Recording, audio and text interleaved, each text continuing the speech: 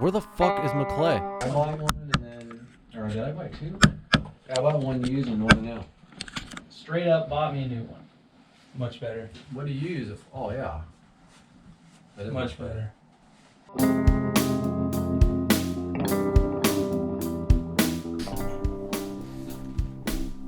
Jaybird edition. Hell yeah, thanks, man. There we go. Say action, bro. Action. Awesome. This is the Bogcast, episode 57. We are brought to you by Bang Salon. Come get all your hair needs, including cuts, natural colors, vivid colors, extensions, shampoo and stylings, all under one roof at Bang Salon. How cool is that? Find and message Bang Salon on Instagram at Bang Salon at BANGDSALON.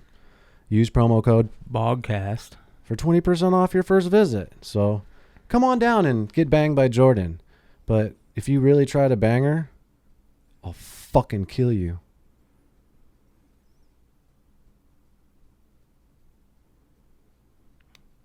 Cool.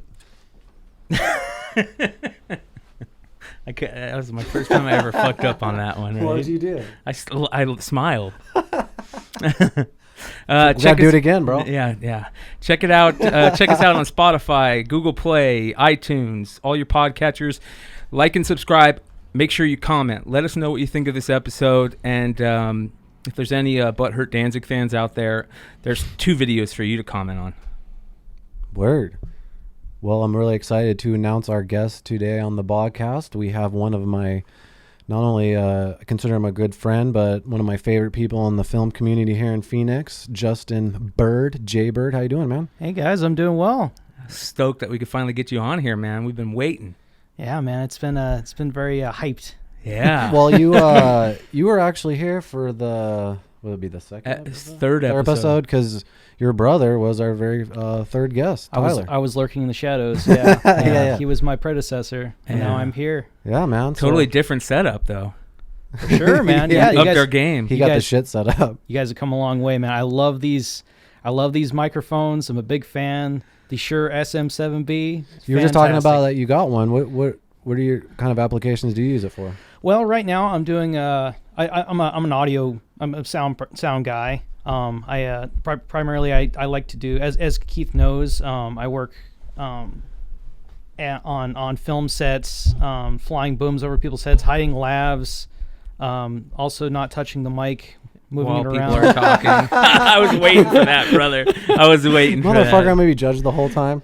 There's nothing worse than having a sound guy on. I know, right? No, the 7B though, I've been using that a lot on guitar cabs at this venue I work at called The Grid. Oh shit! Yeah, it's like an arcade bar. Oh, these work good for guitars, dude. I didn't even great, dude. It's like a beefed up 57. Yeah, like kind of more MIDI maybe. Yeah.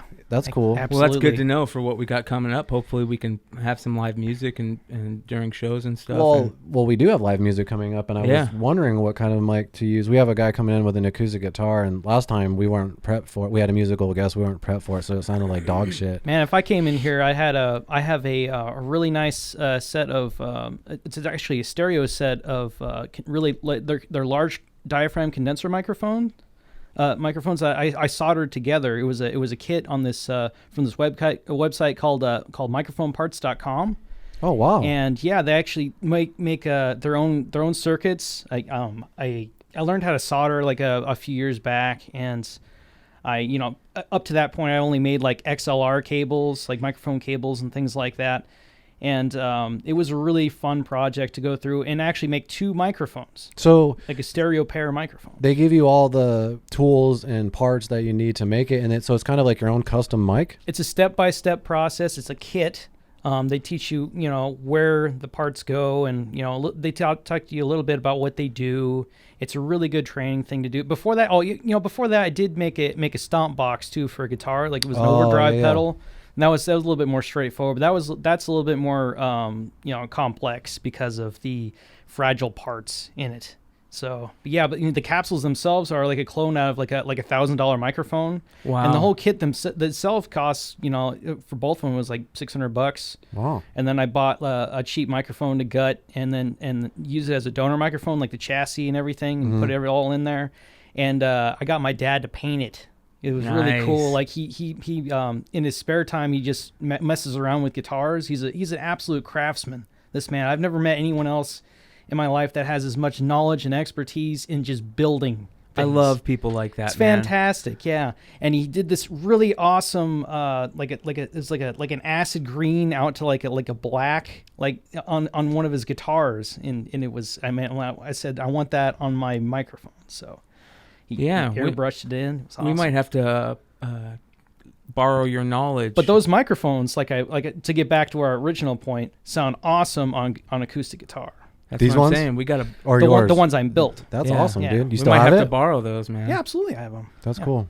Yeah. That must have gave you just a really good understanding of just how microphones even work, obviously. And You know, it was amazing. I actually, I think it was back in 2011. I started the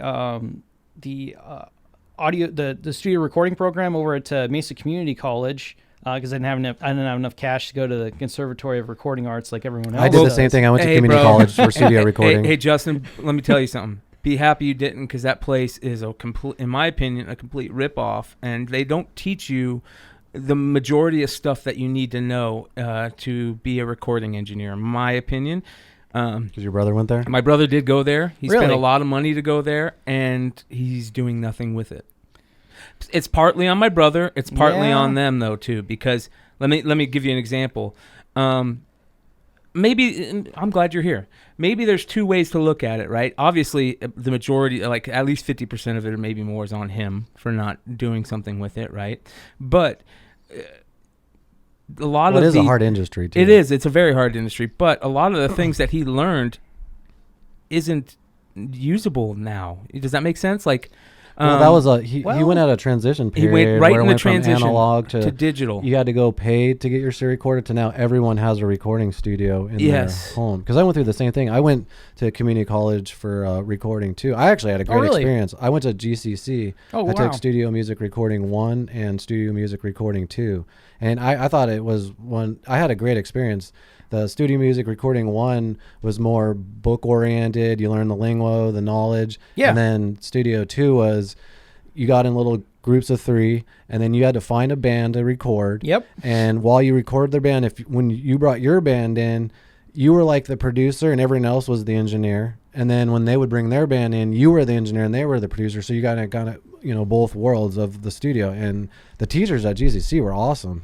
And it may be because I don't know what your experience was like, but because we went to community college, maybe it's a little bit more personal. That's exactly what I think it is, and they get to spend more time because my brother's doing that now. My brother's going to GCC now just to have something to do, right? And Okay. yeah, and he's loving it there, and he's talking about how it's a totally different ball game. I mean, he had a really hard time at conservatory. Well, I heard that's a pretty challenging, Very challenging for like a lot of very short fast. time. It's Short I time. believe it's a 9-month course. Yeah, And yeah, it's like right around $15,000 last time I saw it. I think my brother And paid it's- 16 or yeah, you're right on the money. Yeah, almost. it just they crank it out of you, man. Yeah. And it's very intense, and I kind of liked going to the community college because it gave me more time to assess the Yeah. actual course information for the actual recording program, and was also kind of interesting too. At the same time, I took the Studio Recording 1 class. I also took an Intro to Electronics class. I did that Nice. too. Like, Was- I did that.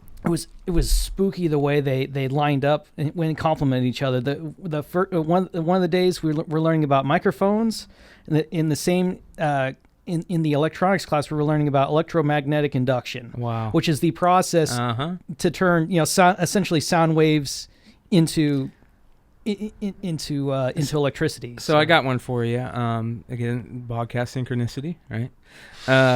My brother went to the Conservative Recording Arts, and I just happened to fall into a position. I run an engineering test lab, vibration test lab for space and defense products, right? Wow. And it's the exact same thing. It's just basically putting a voltage through electromagnetic parts basically to create a movement like a speaker. Mm-hmm. My big, huge shakers that are $1 million tools that I use, I could hook up a old radio to and play Christmas music. I can believe it. So it's crazy how many different applications that has. Absolutely. Yeah. Yeah, it's absolutely crazy. But yeah, the course went really well. It was actually very similar to what. Excuse me. Sorry, Bogarita. You're good. Bogarita. Oh yeah, The Bogarita's coming back. Yeah. By the way, this podcast is brought to you by the Bogarita. This is 2 ounces of Sauza Silver, half a can of Squirt, of course. Squirt's the official soda of the Bogcast. It is. And then like a dash of honey, a few dashes of lime juice, and a pinch of salt. Woo! No Nice. ice. Served at room temperature in a tin cup, heated by your hand. Yes. The Bogarita. The Bogarita. has been born. That's pretty cool. Yeah, make it, you guys. Tell us what you think. I love cocktails and beer and making, just making stuff. Man. Yeah. I really enjoy that. But Yeah, making drinks, and you also make your own beer. Yeah, every now and then. Yeah, I have like a kegerator that I use for like a fermentation chamber, and yeah, I just do 5-gallon batches at a time whenever I feel like it. So What was that chocolate one you had? oh god, that one didn't turn out so good, but it had an excellent name. It was Sexual Chocolate. Oh yeah, sexual chocolate. Sexual Chocolate. Great name. It's fantastic. That's Yeah, cool. we watched the day I tapped that thing. We actually watched Coming to America and all that shit. It was awesome. Had a Sexual good party. chocolate. I love that. They're Oh, making a man. sequel to that right now. Yes, they are. The beers I make are almost never really good, though. It's like I usually have this really cool idea for this beer I've never had before, and then I get really excited about it, and then I start going overboard with it.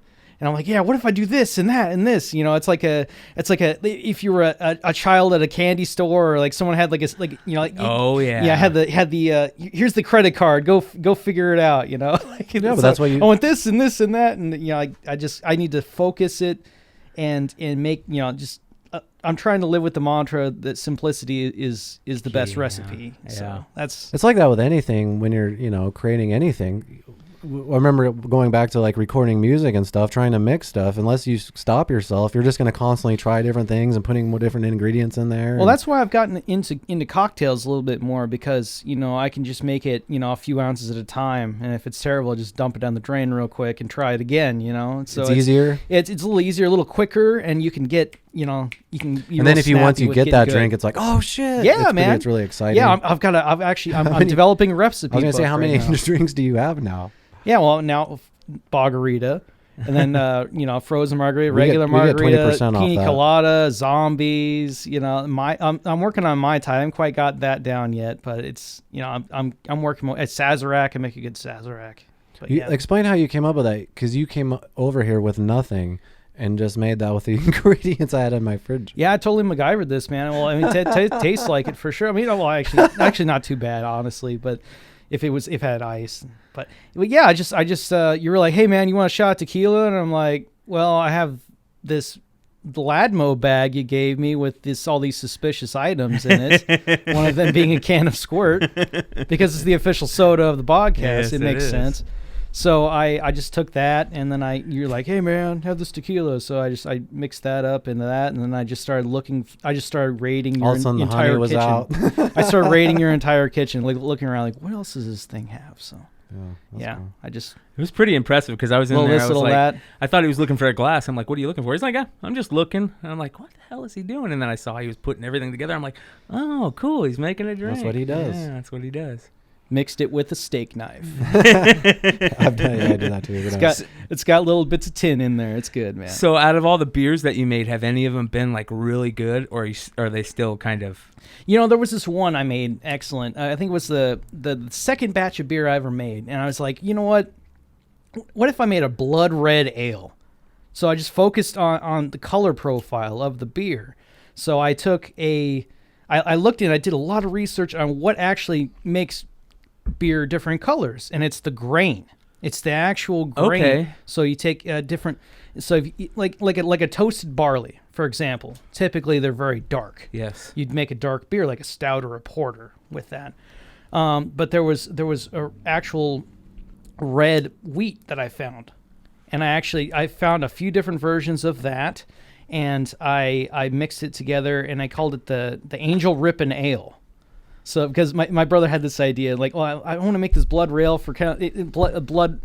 ale for like Halloween. Something fun like that, because something that looks like blood. Yeah. And he's like, I don't know what to call it though. And we were thinking about this scene from Scarface, with the Angel Martinez in the shower, chained up to the shower and the chainsaw comes in and starts hacking up his friend. And Tony Montana's like right there, getting blood on his face. Great fucking scene. So I took stills from that film and I put it on the label of the and they can call it the Angel Rippin' Ale because that's what's cool, ripping up Angel with the chainsaw.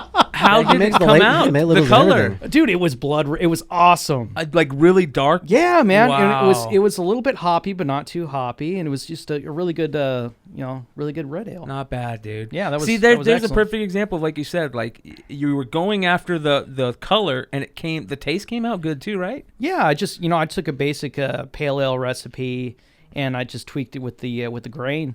Very cool. It was awesome. Very cool. That's an art form, man. Yeah, it is, man. But sometimes I get carried away. That's the thing. How do you have the knowledge to do this? Like, where do you get your research? Just go online, or do you already have this knowledge from growing up? Or well, no, actually, it was something I wanted to pursue. I started going to breweries when I was 22, something like that.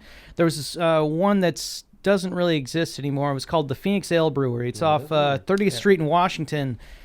In downtown Phoenix, and I got to know the owner pretty well. I remember the first time I went in there, I walked in there, and it was middle of August, and I was working construction at the time, and it was a nightmare. I was just like a sweaty, red mess. I don't know if anybody is listening has ever been to Phoenix in the middle of summer, but it is just a terrible thing. But if you were to take it, I went in there and I'm like, what do you got for a guy who's been working outside all day? And like, I got the owner is like, I just got just the thing. And he handed me this frothy pint of watermelon ale.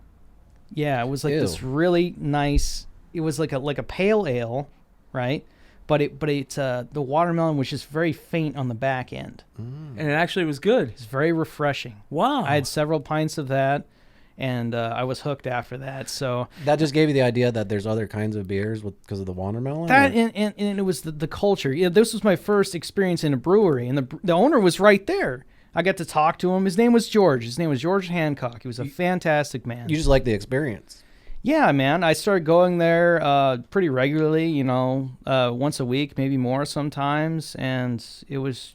Just shooting the shit with them. And the thing about a brewery or a bar, the beer is almost sometimes secondary. It's the people that come in, the conversations that start. Beer and alcohol is a social lubricant. Yes. So to kind of like when you see those things happen, in front of you, and it's very good people watching, and then to integrate yourself into that too, it's a good social experiment. It's something I try to do regularly. That's good. I meet really cool people doing. Oh, I bet. And the conversations must be good too. Yeah, there was a gentleman I met the other day. There's a brewery right around the corner from where I work called Hop Central. It's in Chandler. And there was a man sitting at the bar next to me there, just doing sketches in a book. And I like people's faces. Yeah, just random stuff. I'm like, that's a really cool sketch you got going there. And he's like, well, thank you very much. Yeah, I'm an animator.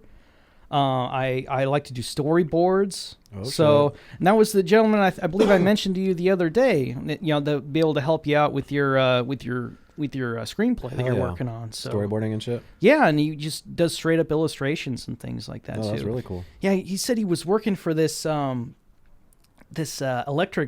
commercial truck company.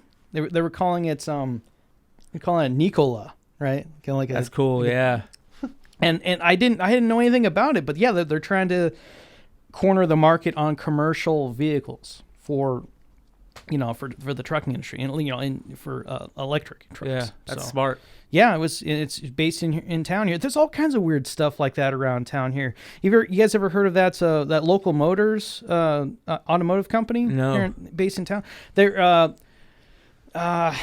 they had one of their vehicles featured on the Transformers film. They have this vehicle called the Rally Fighter. It's pretty cool. It's like this. It almost looks like a jacked up like Baja racing car. but yeah, they're right now they're developing. There's an autonomous bus that they're making. It's a small cool. bus. It's called the Ollie bus. So it can kill 10 people. Yeah, yeah, with no driver. Yeah. So, yeah, it's all 3D printed too. They That's badass. actually developed. At the time, it was the world's largest 3D printer to mass produce these vehicles. So that's what they're working on. It's a really cool company. But yeah, there's all kinds of weird like tech think tanks and all kinds of stuff. Of course, we got Intel, which is they have one of the leading manufacturers of chips. Yep. I've worked for a bunch of crazy companies like that. I worked for a company, I forgot what they were called, but they built batteries for wind farms. Oh, no way! And it was all it was like an ASU funded kind of project, even where they weren't even bought yet. They were just like prototypes that we were building, and they thought wind farms were going to take over the world. This was like 10 years ago, actually. But yeah, there's a lot of those kinds of companies just all over. Phoenix is a huge city. Absolutely. You know what I'm saying? So I mean, there's all kinds of crazy shit here that we just don't know about. You remember that company that was here that was everybody was going gaga about all over the world? How they White Castle? No. Close. Screw White Castle. How no shit. They were making the sapphire glass that was stronger than Gorilla Glass. Really? And it was going to be on the new iPhone 8 I remember that. You remember that? My brother worked there. And they got completely funded by, I forget what it was, one of the big, Intel or somebody like that. And they bought all the rights to everything, and this company was basically lying. They didn't know how to make the glass. And so it came to the end, and they thought they were going to figure it out in between time. And my brother's like, dude, they don't know how to make it. So that's how you found out, is because you worked there? Yeah. And they admitted that? Total pyramid scheme, huh? A month before the phone was supposed to come out, iPhone had to come out and say, sorry, we're not going to have the sapphire glass. Oh, Lord. We're going just straight Gorilla Glass. And that was the company. And my brother the whole time's going, dude, they can't make it. We can grow the sapphire, but there's inconsistencies and there's problems. So they sold a pitch that they didn't have. Yeah.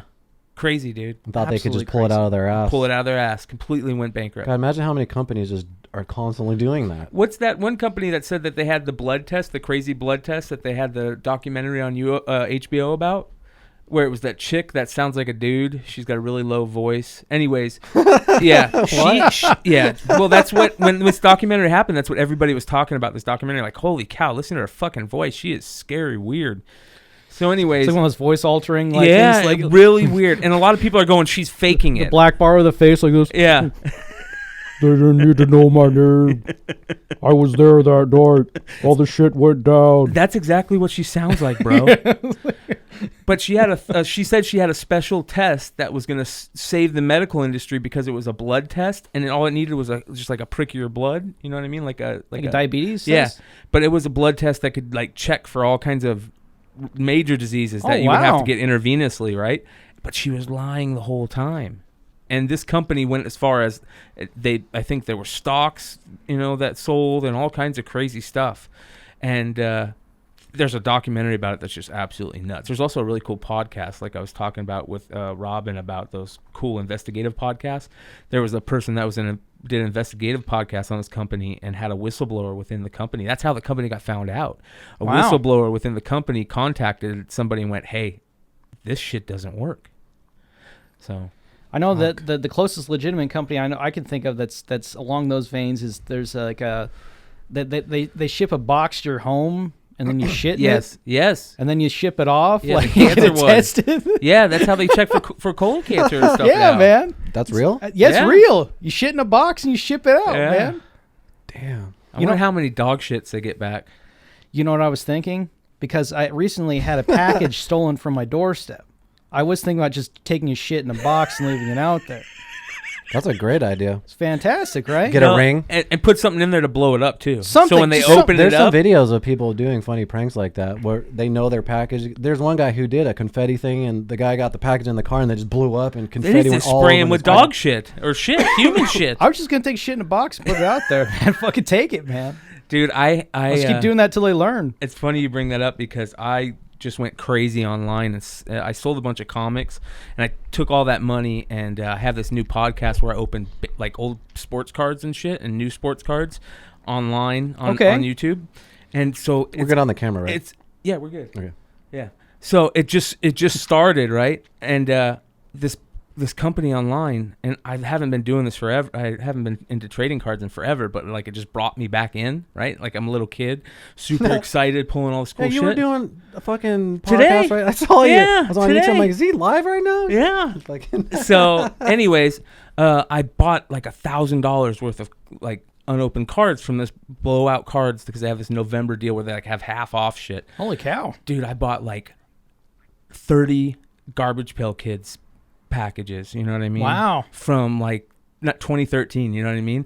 So I'm freaking out because there's like they send them all at the same time. There's $1,000 in boxes on my doorstep.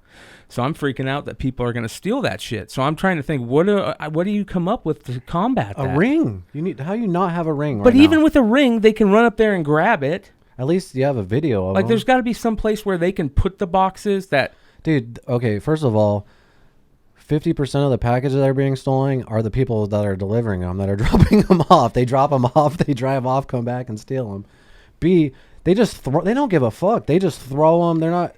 So your package isn't being handled properly. You know what I mean? So there's really no safeguards against that unless you actually. It's really maybe tough. Get the insurance. I don't know. It's really tough, man. I'll tell you this right now. As a former professional delivery man, well, I kind of sort of am still. Dude, you're like a fucking everyman. I Holy shit. I sort of still am now. Although I'm more of a commercial. Commercial, yeah. I'm more of a roadie. You know, I push a lot of road cases around. Yeah. But I did work for Amazon for about 3 or 4 months, and it was a third-party contract. Driving around, yeah. And you threw packages like a motherfucker. well, didn't you? no, I didn't. I tried to be good and do the right thing, but yeah, it's very hard to try to. There was like some tactics we were allowed to do, like we're supposed to like hide it, behind pillars and stuff. But there are also like if you were ordering things off Amazon, they do have these things called lockers that you can order them to. Oh yeah, those are sick. They have Amazon lockers. I know everywhere. I know UPS is starting to do have locker systems as well. Federal Express also has them. They have them in Walgreens. Yeah, absolutely. It's a similar thing. I know there a lot of high-end apartment complexes have lockers right in them now. Yes. Yeah, we do. Ridiculous. And so yeah, so build a locker. Yeah, I guess I could build a locker and give some type of digital key. Or if you have some kind of like a package box, like you put the package on, then it falls in. And you can't open it up. Yeah. No, that's a good about idea. it. That's Keep what the I'm weather thinking off of. it. Yeah. I mean, That's what I'm thinking of because if I'm gonna have a bunch of shit being sent back and forth, I guess I could just go get a UPS box a PO box or something. But fuck, I don't want to go pick all that just shit shit in a up box like I'm but gonna you're do, in man. that world. Yeah, that's what exactly what. Let's fucking probably do what it, I'm gonna dude. do. I'm gonna shit in a box and then I'm gonna put a GoPro in it too. So Like, put that fucking GoPro in it. That cost me $300. That's a fucking piece of shit. Put a turn on it. Yeah. Send it back to GoPro.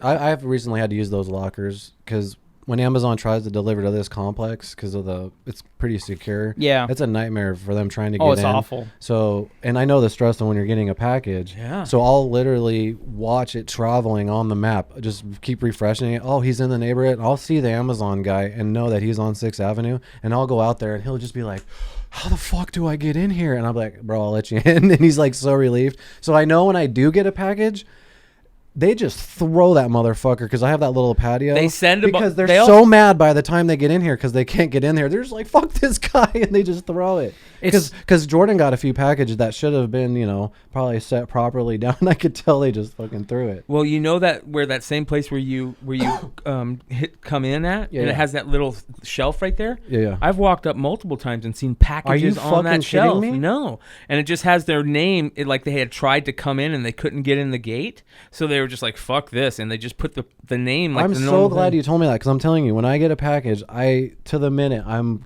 watching him travel down, and Yeah. because I'm worried about Yeah. like him just giving up Yeah. like that. This is a weird complex. I'll give you that, man. But it is a real brutal gig, man. I mean, I feel sorry for the. I also do it because I But you're right. Some of them are lazy assholes. Don't Yeah, get yeah, me wrong. yeah, yeah. I mean, I've seen the shitty viral videos that fly around, the people chucking them out the door and shit like that. It's terrible.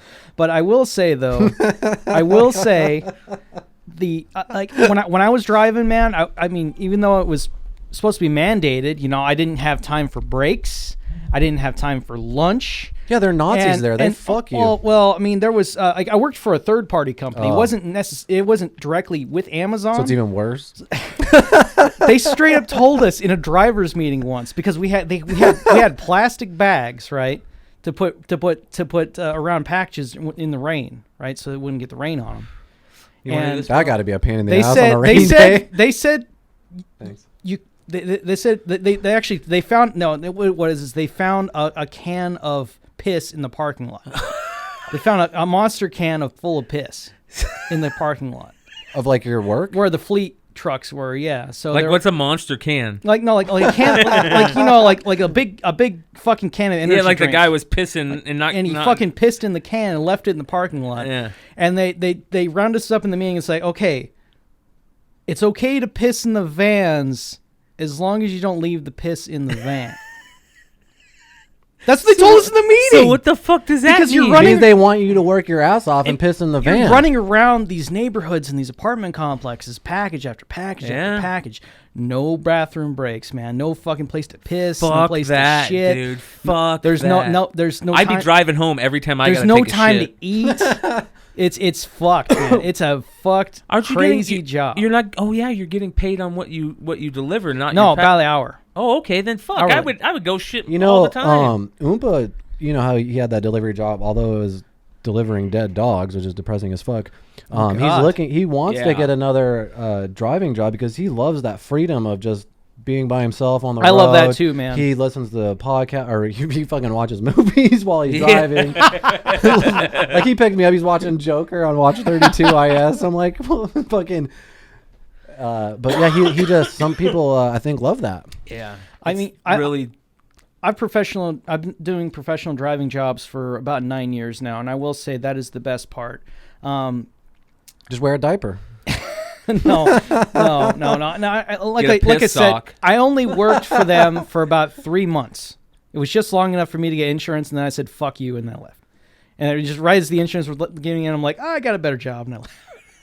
I fucking I heard- hate. yeah, I hate. Amazon. That sucks that we have to do that to get insurance, dude. Fuck. But I will say, though, the majority of my experience has been more specialized delivery. Like, I worked for a construction company for about 5 years, and I was essentially a hot shot courier, like on demand. We had what's called a parts runner. So you're like always on call? Absolutely, always on call, 24/7. They bought me a phone. I had a company credit card, a company vehicle.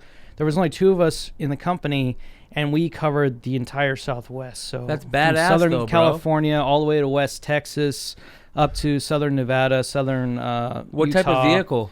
It was just like a 3/4 ton like Dodge Ram. Not fucking bad. Not What were you bad at all. delivering again? Primarily construction equipment and parts and things like that. I mean, it was a interstate highway contractor, and they had multi-million-dollar contracts with the government, Yeah. building interstate roadways and bridges and things. And then when they have downtime, it's hundreds, it's tens of thousands of dollars an hour. So they got to get the parts. And a lot of the machines they had were very specialized. Some of the motors and gearboxes Yeah. that were like manufactured in like Italy and Germany, and All on purpose. yeah, they had to sometimes they had rush things over and get there was times where I've had to drive to Southern California to pick up a motor for an asphalt plant and then drive it over to New Mexico. Holy you know what I shit. mean? And it's- how long did it take you to do that from call to go? Well, I mean, they only allowed us to drive 14 hours in a day per ADOT standards, and I would be driving all of those hours. And there's And I'd you're have getting to stay- paid by the hour. yeah, man, I Fuck yeah. bang and a lot of overtime, and they would give me a meal in a hotel if I had to stay somewhere. So That's a overnight nice somewhere. job, Wasn't dude. too bad. Well, but that sounds fun, but then there's got at some point you just want to stay at home. Doesn't right? really make sense for an audio engineer to be work in construction, right? No. That's why I had to leave. Yeah. Yeah, you're doing what you love, bro. That's it. Well, I wanted Fucking A, bro. I commend you for that. Yeah, That's I wanted so to ask you, important. we were talking about you got into studio recording and, in the college and stuff, and then, obviously became a boom operator. But what got you interested in audio and sound in the first place? Well, radio.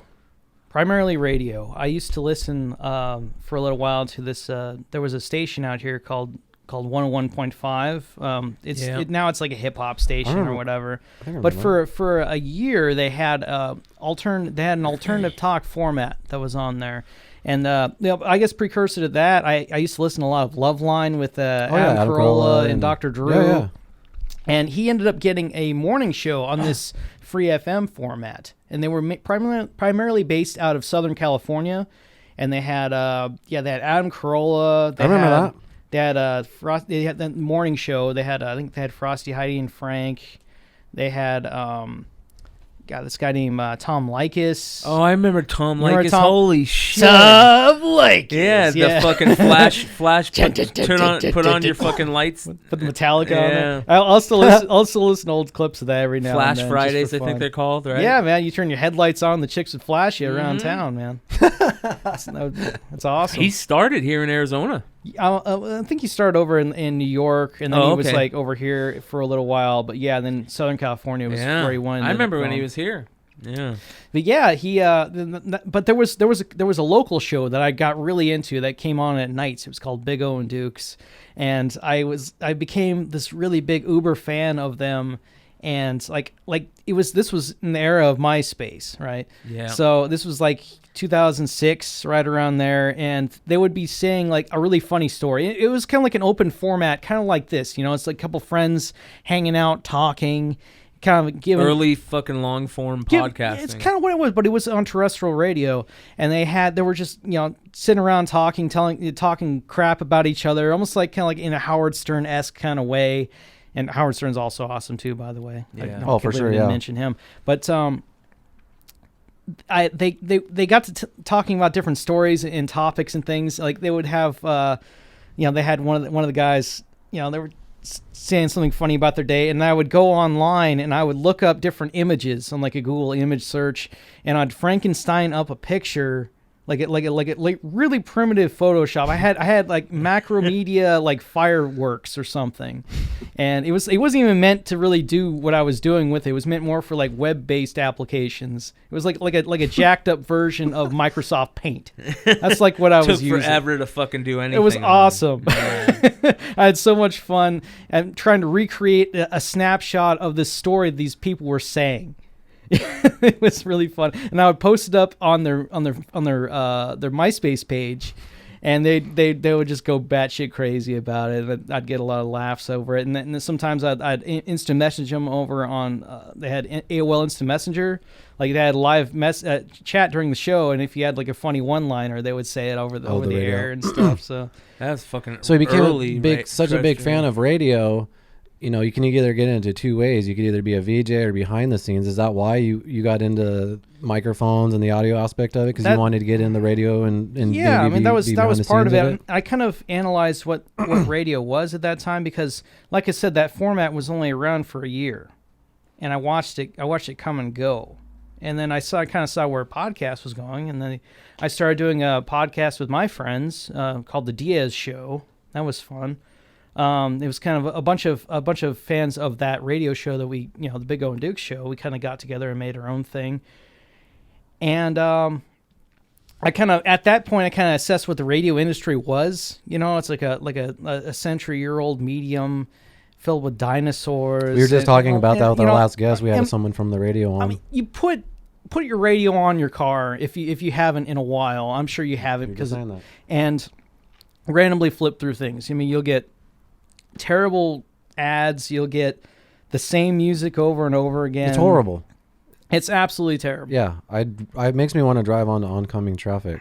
That's why so many people are driving in oncoming traffic. That's right. That's why we have all these wrong way drivers. Yeah, they put them up on all the signs. Get rid of radio. So I kind of reassessed what I wanted to do at that point, and I kind of always had a fascination with movies and films and things. And it was strange because I was the only person in the class of the it was a studio recording class that wanted to do anything involving film. Because they don't really have, well, I guess unless you go to a film school, they don't really have anything just for audio for boom operators. Not at the place I went to. It's one of those things you just kind of gotta invest and try, or if you have a friend or whatever, you can hang around with them and learn. But yeah, I mean that's basically how it happened. I just had this really cool idea, and then I got together with my friend Joey Plekas. He's a really cool videographer here in town. Yeah, Joey's awesome. And we filmed this really cool short film. It was in this it was for like his film school class over at Scottsdale Community College, and which is actually, from what I hear, one of the premier film schools here in town. Oh, we talk about it all the time. And we actually went up to this place called Diablo Canyon. We went to this place called the Apache Death Cave. And it's right in this old abandoned Route 66 town called Two Guns. It's off Interstate 40. That's fucking badass. In northern Arizona. Now this cave, it's haunted. That's what they say anyway. I didn't really experience anything when I was there, but what ended up happening was there was a couple tribes of feuding natives that one had ambushed the other, and they were on the hunt for them, and they ended up finding them in this cave, right? And they ended up lighting a fire in front of the cave, and everyone in the cave died. Oh, I think I've heard of that. I've heard of that story. Yeah. And it's like the natives called it cursed, and they left it be after that until there was some pioneers that came over, and then it's something that switched hands over and over again until Route 66 era, and they had displays with the skulls of the people they found in the cave and things there. It was just like a roadside attraction. It's absolutely just like everything bizarre. Turns into, Fucking awesome is what that is. And then eventually, that the guy ended up going bankrupt, and it's just been sitting dormant ever since. But yeah, we actually were able to hike down into the cave. It's pretty dangerous now. And shoot in there? Yeah, we shot in there, and it was a really cool film. Just real quick. Can you watch that online right now? Or? Yeah, I think Joey Plekas has a Vimeo page. If you look up, JoeyPlecas, I believe that's his. And so, what did you do? Were you just did sound, or you just involved everything like you normally do? That was my first sound gig, man. I brought in. I had a little. Did you use SCC's gear? Or did you have your own gear at the time? No, I didn't have. I brought my own gear. I had a. It was a Zoom H2 little palm recorder, and I walked down there with a set of headphones, and I just recorded things with the stereo microphone. It wasn't we weren't doing any vocals or anything like that. It's mainly ambiance. Okay, yeah. And I found this really cool open source musical score to kind of put underneath it, and it fit pretty well. And I did record. There was a match strike. But we did that later on, I think in my friend's garage. Like post, yeah. Yeah. So you had so much fun on this set. You're like, this is, I want to do this. It felt right. Yeah. And I gotta say, every time I've been on a set ever since, it's been one of the only things that I've done where I'm driving. If it's like 3 or 4 a.m., I'm still feeling good about it, and I'll just keep going. Yeah. It doesn't matter. I'm down for I don't know, man. 18-hour days. I have to say, just really quick, I've been on the set with at least 500 plus people in the few years I've been acting, and you are by far the most resourceful person I've ever met on a set. And not just as a boom operator, I'm talking about all around, because you wear so many fucking hats that you don't even have to. And it's not just roles on the crew and things like that, but creative ideas. I mean, we've been stuck on a scene with dialogue and couldn't figure it out, and you're like, well, why don't we just try it like this? And we're like, why don't we fucking try it like that? That's what's so obvious. Like, you have a very natural just sense of film, and just, I don't know, man, it's storytelling. It goes beyond the sound, man. I feel like I belong there. It's one of the for sure. I do too. Where I feel like I belong. That's a good feeling, and man. and that's punk rock filmmaking, man. That's independent filmmaking. That's shit where you just scrape up whatever you can and make something. Yeah. You know, you got no money, you got some halfway decent gear. Hopefully you got a good script and some good actors, because if you don't, it's going to be a big pile of shit. Because in my opinion, those are the two biggest things. Yeah. You have good performances, good script, and then, you know, I love sound, so, you know, it'll always be good. Well, when I'm sound there. is definitely It'll huge. always be good when I'm there. I don't do MOS or, you know, post recordings unless it's necessary. You can watch completely amazing video, or you can watch shitty video with amazing sound, but you can't watch good video with shitty sound. You know what I mean? That's like a silent film. What's that? No, I'm talking about, like, you say when you watch like a bootleg. Yeah, I know. You know, it could be like grainy, or you know what I mean? Yeah. But sound's like very important. So is yeah. score. I think score's 50% of a film, you know? Yeah, I mean, it's very rare that someone watches a film on silent, but, you know, people definitely listen to music all the time. You know, it's an auditory. The auditory experience is something to behold like that. Do you have a big hand in the post process after you record the sound, as far as the mixing and all that, or not as much as I'd like to. I actually I have a computer I have at home that my brother helped build. He's very technically minded, and yeah, McClay built our bog ship. That oh yeah, look at that over there. So yeah, that's a nice rig.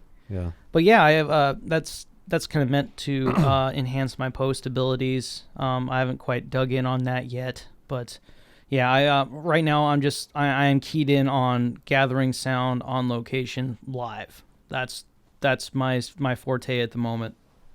Yeah, I was pretty impressed. I gotta say, just thank you to you guys for letting me just hang out and watch, you know, because that was very impressive for me just to see how everything works. And your acting debut, man. Well, you didn't just sit and watch. Yeah. It was pretty fun, dude. But it was cool to watch you guys. And that was a tough shoot.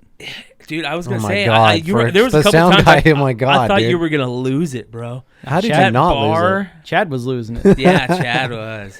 It was fun to watch, though, man. It was really cool to watch you guys do your thing. Yeah, man. So yeah, you have to come down anytime. Well, you got to learn, you know, all the cool little, because, you know, yeah, you said it before, he got to make his that acting was the first debut. time I've ever got to see any of that behind the scenes. So when shit. you have to do another take, you have to give the props back. Yeah, and go to your one. It's and fucking weird, bro. It's like, it was weird. Yeah, it was cool. It's a grind, man. Sometimes it's a real grind. Yeah, you know. And so then you can maybe appreciate these actors who are doing it on another level. Who, when you're doing all those takes, okay, just imagine how you know, your lines were. I mean, it was just a couple lines, but imagine like some just emotional as crazy scene but that's having to do mean. that like a few times, like, you know, these guys are doing but this, here's the good thing, right? Most of the time, the people get to that type of scene. You're making sure that you're doing everything right the first time, right? No matter what. Like, and I know you want to do that most of the time, but when you, like, there's got to be a time when you're doing those super crazy emotional scenes that you don't want to make the actors do it more than once, right? Well, you never know. Like, if the camera's out of focus, he could fuck up. Like, anything could fuck up. The lighting or But that's why you deal with professional people. That's why you deal with professional people. Ideally, you do things right the first time. Yeah. And that's just being a professional in general. Yeah. That's what that is. Yeah. But yeah, I mean, especially when it comes to those emotional scenes like that. I mean, sometimes I've just seen on the most professional of sets. No, I mean, like, you know, the top actors. If you things fuck up, and if you have that, and the professional actors are the ones that can bring it every time. So this is a great example. Is the guy from Total Recall I worked with? What's his name? Michael. Iron. Yeah. So it was this cheesy fucking Christian show where he was a judge and Jesus comes up to him and all this shit. Anyway. As a judge, he gave a really harsh sentence that he shouldn't have. That was like the story. Yeah. Anyway, I saw Michael Ironside as an actor do all this crazy blocking with everybody, all these actors and stuff. And in this scene, he would have to get on his knees, cry like a bitch. And then they'd call cut, and he'd get up. He's like, okay, how about we move the cameras over here and do all these things? And he did that probably like 5 or 6 times. He'd go down, cry like a bitch, get up. No, let's do this. And people would fuck up. The sound guy fucked up. And he brought it every time. I'm like, this guy And this was like one of the very first things I did. So I That was guy's just on like, it. This Yeah. was a fucking acting clinic right in front. Josh Schultz was there. It was right in front of us, and we were just going. Me and Josh were like this the whole time, going, That's awesome. "What the how?" And I couldn't believe after he'd cry and they'd call cut, and he just snapped out of it. And he wasn't even the director, but he was working so hand in hand with like the Yeah. camera movements and all that shit. I was blown away, man. That guy's a fucking serious pro. That's I wish I could get to that level. That's bordering on mental illness. Yeah, yeah, Yeah. Well, most That's definitely actors for sure. are Yeah, I think are on fucking a A. mental illness. Some of the for craziest sure. people I've ever met. yeah, for So, sure. Yeah. You gotta be. They're chameleons, man.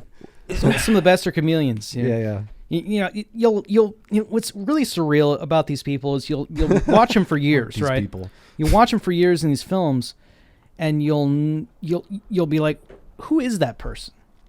Who are they like? In real life. Yeah, but you've been exposed to them for tens of hundreds of hours. You know what I mean? Yeah. Like the same people, the same Hollywood actors. And the really good ones, you never know. Yeah. For sure, they're mysterious. Yeah. That's what I think that's. What's Keanu Reeves? I think that's going away now because of like social media and things like that. Just the mysteriousness of actors, even musicians. That's true. Because the That's everybody, Like though. Leonardo DiCaprio, like you don't see him fucking posting stories on Instagram and shit. You don't see Joaquin Phoenix doing, but all the newer actors are all doing that shit. So this is like the last of that mysteriousness but I love that mysteriousness and musicians. I remember back in the late 90s being before the internet and shit, when we'd be into bands, you never see them like in for their example when booklets. Korn first came out and you'd Yeah. see them in a magazine, like, holy shit, what did these guys look like? Oh my god, and then before you know it, you just see them everywhere and it kind of gets played out. You know what I'm saying? But I don't know. No, for sure, man. I mean, it's the mystique of the artist is something that should be preserved. There's certain bands that play it very well too, like Tool, for example. When I was into Tool back in the day, the reason why I loved them so much is not only was their music phenomenal, but you never saw their pictures in the fucking music booklets. Yeah, they remind me of like Pink Yeah, if you Floyd. saw them on stage or dressed like he'd Chicks, be all yeah. dressed like crazy and shit. Nine Inch and- Nails is kind of like that too. Yeah. Yeah. Those to me, those are my favorite bands Yeah. because it creates that extra level. Yeah. I remember there was quite a few bands where It's exciting trying to like when it's mysterious and you're trying to find the information Yeah. instead of it just all being there and you could just click on it anytime you want it. I hate to say it, but no, I don't hate to say it because it was crazy when they first came out. But Slipknot, remember when Slipknot first came out? Oh, They all had yeah. the I'll fucking- never forget when and they weren't cheesy though. Those masks were bad as fuck, bro. And the way their game that they played on stage was one of the coolest fucking things I'd ever seen. And they're bad as fuck, dude. I remember the first time when I saw that Duality music video. Man, that Yeah, was so much dude. fun, man. Just completely ripping that Yeah. house apart, man. It was so cool. I'll tell you what disappointed me about them though is that they were heavy as fucking badass, and then they released like I don't know if there's a whole album or just a few songs, but they re-released songs with less heavy vocals to I make them more know, radio friendly. more That's radio friendly. fucking- I remember that. Like as a Yeah, metal fan, I remember like, that. fuck you. Yeah, You know what I mean? yeah, you're fucking right. So- That was dumb. So that's when yeah. I kind of gave up on them. Yeah. I'll never forget the first time I heard them. with Brett. That sample cassette. Well, no, it was even before that. He had a picture. It was just them in the corner of like a circus magazine, and they just had the masks. And I remember Brett going, "I bet you these guys are bad as fuck." And then like the next day he had them, and sure as shit they were just crazy, and we were just fucking rocking out to them guys. And then once they Yeah. did that shit, I was like, "Fuck them." There's a band right now, and I didn't go to the show last night because I was just fucking in pain. But Sleep Token, Well, that was man. last week, wasn't it? Yeah, sorry, last week. Yeah, Sleep Token, man. My brother said that show was DT said that show was amazing. Your brother went? Yeah. Oh, Sleep Token? Yeah. did your brother and DT They're- hang out? Yeah, they went then. No, but they hung out at Oh, the show. That's cool. They knew each other were going to the show. That's cool. They're this badass band, dude. They're from the UK. Okay. They wear different costumes and shit, and they're basically like what's it called? Like when a god has like a human, Like a demigod? yeah, or- demigod of the god of sleep.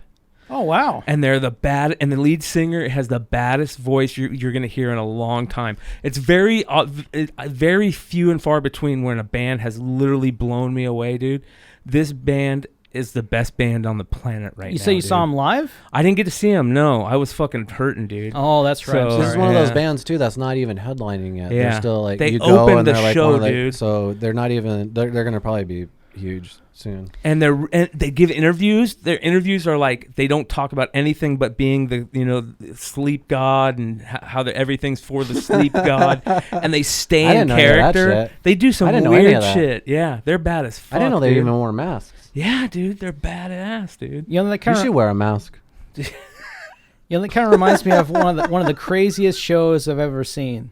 You guys want to hear the story? Fucking, Yeah, it's got to fucking be Guar. No, Oh. I haven't seen Guar, so I couldn't compare it to that. But so I was running sound for a couple bands one night over at the grid where I work, and they have one. The band that opened was actually a band I had play my birthday party in Wasn't early I April. there? No. Oh, No, it was they were called the Surfside 4. It was really cool. I actually had them play like my front room. I put a camera up in there, and I have like this big like 7.5 by 10 foot projector I put outside, and I have like a set of PA speakers out there, so I was able to regulate the sound, and yeah, everyone was able to watch and hear them and stuff. It was really That's badass. badass band, Surfside 4, man. They opened up for this band, and I mic'd them up and everything. They remembered me, and we had a good time. And the next band after that, they were called Daikaiju, right? Like it was like they wore like kabuki masks. They were all shirtless. They had like like black pants on, and I think they were like barefoot too. I can't remember, but they their gimmick, their whole thing was like they didn't even use the stage, right? They put all their gear on the floor where everybody's hanging out. They're playing in the crowd of people. was that And- electronical instruments or? Yeah, it was. Well, they had it was kind of like a mix between like kind of like surf rock and punk, but it was all instrumental. It's still in frame, right? Mm-hmm. Yeah, it was like a mixture between like I said, it was all instrumental, and they just kept moving all their stuff around. It was so cool. Yeah, That's original. they were just completely shredding and like having an awesome time. They were jumping up on tables, and then they lit their the cymbals on fire, and they were playing. And they had like lighter fluid. They were lighting them on fire, and then That sounds like a bit in my shit. they lit some of their guitars on fire. Is that you're allowed to do? Wasn't the owner like, what the fuck? Well, I was the only one there that really gave a shit, and I'm like, I'm just gonna take this fire extinguisher off the wall, and I'm gonna hold it here in case something bad happens. Jesus. Well, everyone knew what to expect. They'd played there before. They knew what was happening. They actually messed up their bar. They didn't allow them to get up on their bar anymore because it's all, if you go there, it's all slanted back towards you. That's It's crazy. yeah, but they were jumping up on tables and lit their guitars on fire, and then they crowd surfed the drummer. Oh, that's crazy. They actually had the crowd hold up the instruments, the drums and the cymbals. There's that many And then- people there? And it was a decent crowd, man. And they had like the throne up there, and he got up there and he started playing Wow, that's crazy. on top of the crowd. It was so cool. And then at the end, they all ran out front, got on top of their van, and lit their van on fire.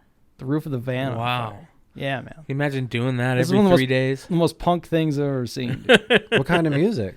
Like I said, it was like instrumental. It was like a mixture between like punk and thrash and surf rock, kind of right around there. But the whole thing was it was almost like a Japanese fighting like squad. You know what I Yeah. mean? Like they all had the kabuki masks on. If you go on their website, it's all like action monsters, like Daikaiju attacks Yeah. and shit like that. So Godzilla shit. yeah, man, Godzilla shit, fucking Voltron, all Yeah. that shit. Yeah, that's all what they're into. But that was so crazy, man. They were lighting everything on fire, and they were playing really well, and it was really cool, man. It was a lot That's of what's fun. good fun about being a sound guy. You just never know what's I you're ran into. sound for that. Yeah, like I kept pushing the mics around, pulling them around, trying to untangle cable as they kept pushing things, and I was just going along with it, man, You holding better the got fire a good- extinguisher right there. I'm like, You better have got a hopefully- good tip for that. Hopefully these ceiling tiles don't catch fire. It was on like a Wednesday night too. It was on a Wednesday. Dude, hey, man, that's being a sound man. It's got to be It the was crazy fun, man. fucking gig, dude. It was fun. I just let it go, and yeah, it sounded pretty decent. Is that a consistent gig that you have there? I know the owner. I mean, I've got like a gig that happens once a month, and then And they have bands there a lot? Then I cover Somebody other stuff. Yeah, There is another sound guy there though. I'm trying to weasel him out of there. He's kind of lazy, You're gonna have some good storylines. I'm gonna probably need. Yeah. Well, sound guys, as you know, are very territorial. Oh, for sure. So, I'm sure what I do is better than him anyway, because I bring all my own mics, and they don't even have monitors there, and I just bring my own monitor speakers and stuff. So it's just a way better system and setup. Absolutely, without a doubt. That's cool. Yeah, I know what that guy's working with. Do you have to mic the drum Stupid kit and stuff, or? Yeah, actually, it's a real basic set, but what I do, it's sound reinforcement. I'm not cutting an album. Some people get. You can let certain things bleed. You don't need a mic everywhere. Yeah, I mean it's a small space too. It's not like a festival where you got rows of line array speakers had to sit in phase, and then people aren't going to hear a tom, because it's a million miles away.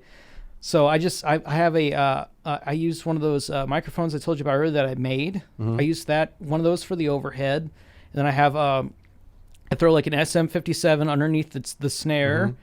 I have and then I have a Beta 52, a Shure Beta 52 for the kick. Nice. And I just mix those, and then usually the drums are really loud anyway. I'll mix it a little bit lower in the mix, and then sometimes you'll have direct in for guitar. I really like using these microphones we're talking to into the guitar cabs, like I was saying.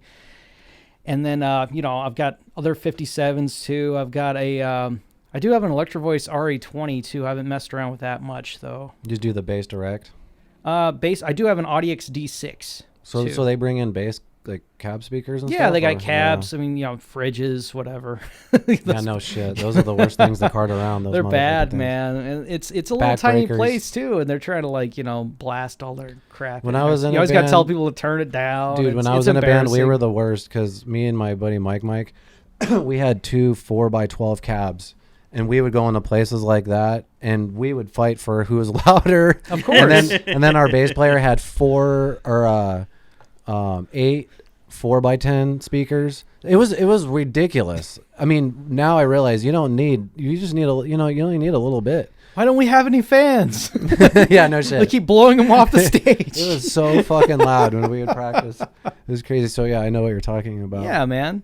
And I try to be responsible with it too. I try to keep it, And then we would ask below like between 90 and 100 decibels, but it's hard to control a wild beast like a band, This is how annoying we were probably to sound guys, because like I said, we had 2 4x12 cabs. Then we would ask them to mic each cab because a guitar player's tone is everything to them. You know what I'm saying? When you make your... Good Lord. So our tone would be like, I would have certain mids and highs and lows come out of the top one and certain highs. So my tone was the combination of both. So I was like, fuck. But I realized that. Cutting an album. I know, exactly. It was ridiculous. That's what I'm saying. It was ridiculous. But that was like our train of thought at the time. Like, can you mic both of them? And then if you didn't, we would think the sound guy was a dick. Can you throw a mic on the back of the cabinet too, man? I really like the low frequencies back there. Can you mic this candle? That's ridiculous. Yeah, so I was that guy. How long did you used to play? What do you mean, like in bands and shit? Yeah. From probably high school to about 2008. So, I don't know, about 10 years or so. 10 years? Yeah. Wow. We were just all too hardcore addicted to drugs, and fucking everyone was pretty much ambitious and shit. So, it was just... I felt like I was in the band with some of the best musicians in Phoenix and shit. So I'm still friends with them. I don't know if you know Oompa. He's the other guy that's on the show and stuff. Yeah, he's I one believe of my I've met best him. friends Yeah, too. But and I'm not just saying this because I know him. He's one of the best drummers I've ever met in my fucking life. And I've been meaning to have a good conversation with him. Maybe after we're done with the show, I'll get his information from you or something. Yeah, sit down, have a beer or a soda. With Oompa? Yeah. Yeah, he's fucking... Yeah, I would love you to meet Oompa, man. He should be here right now. Yeah, he should be here right now. He might come for the barbecue. I'm not sure. Yeah, it'd be dope. So, but have a Boggarita. Yeah. yeah. I'm gonna have to have one of those after this show. I'll mix you up one, bud. But fuck, what were we talking about? I don't know. We're talking about music. Oh yeah. Yeah. So, and then I tried to get the band back together actually a couple years ago, but we actually have an album that's 93% done. I just gave up on it because I just, Oh no. it was just, it's a long story, but at this age in my life, it's just too hard to be in a band, you know, with 4 other people. You know, I don't have kids and shit, so I have a lot of free time to fuck around. You know, they have other lives and things that are involved. And so, you know, when they're not doing creative shit, you know, and finishing stuff, and then I get mad at them and stuff. It's like, you know what, I'd rather be your friend than get mad over this stupid music no one's going to care about anyway. You know Well, shit, I mean? I heard Ben Stiller just got back with his band. Maybe give it a few years and bring it back, huh? I'm done with it, man, because become a big actor. I found 2 things that, 3 things now, artistically, that have completely changed my life.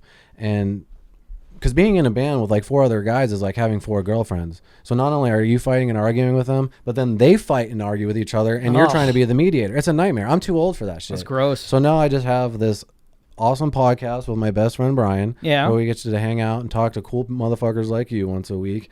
Acting, which I did take this last year off, but it's all on me. However successful I am, or however much I put out there, how well I do, I don't have to worry about any other motherfucker. You know what I mean? It's just me. It's like the podcast. Exactly. And then same thing with now, you know, writing and directing and shit, which I want to get into next year and shit. Like, I mean, directing is a very collaborative process, but you know, it's still like I'm going to take full responsibility for it and shit. So I'm more into artistic, more smaller ventures, I guess, than bands.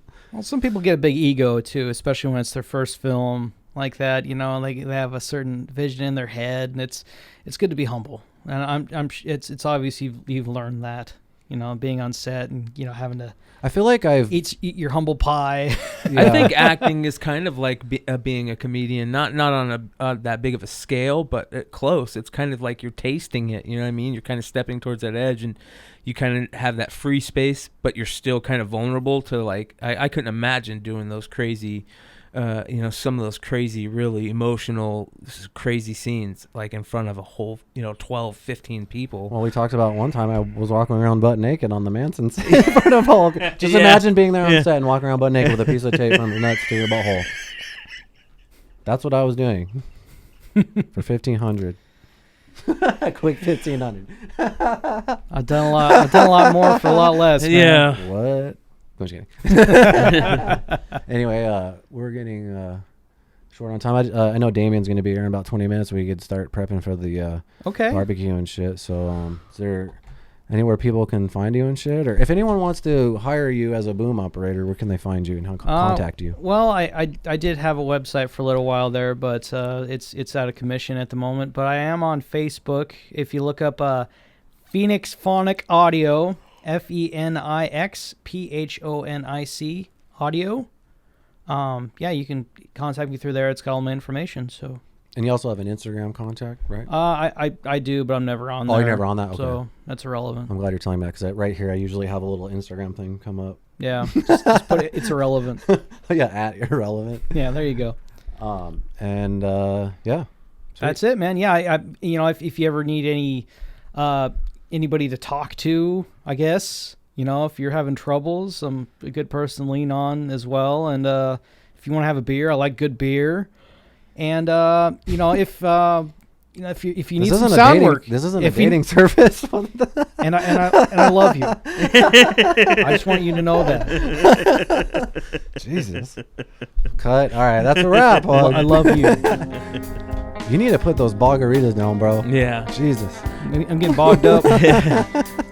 A big shout out to Bird City Comics. If you guys like collecting comics, check out Bird City Comics on Facebook. They do some cool live auctions, do some cool raffles and shit. Bird City. Shout out to let's see here. Shout out to Duck Hunt, because that fucking shirt's badass. Yeah, dude. Shit. Yeah. You didn't even see he was holding the beers. Yeah, did I you? noticed that. Yeah, dude, that's dope. I got this from this place called Rad Retro Arcade in Las Cruces, New Mexico. Yeah, it's a dope shirt, dude. Fantastic. Impressive. Shout out to Bud's Glass Joint. If you guys, all your smoking accessories and, you know, glass, badass glass, blown glass artists, check out Bud's Glass Joint. And make a day of it, too. Go down there and get your piece, get high, walk across the street, to the Lost Leaf. Yes. Have a beer. They have Live music every day. every 365 days. Yep. Every Great day, fucking part of town. Just go there and hang out. Just wander around. Yeah. Good place. Oh, that's And if you need any dog training here in the valley, check out Mollicone Kennels. Best fucking bird dog trainer in the Southwest. Badass motherfucker. It's amazing. And if you're into video game apparel, quickscopeapparel.com. Yeah. You can check out the AZ80HD podcast. Also the This, That, and the Other podcast. Bang Salon.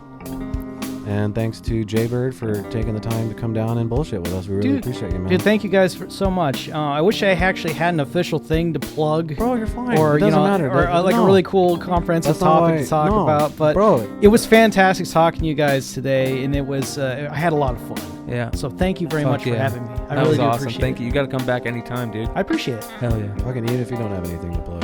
Yeah. But even if you do, just call me. Come on. Nice. That's a wrap on episode 57 of the Bogcast. Jaybird.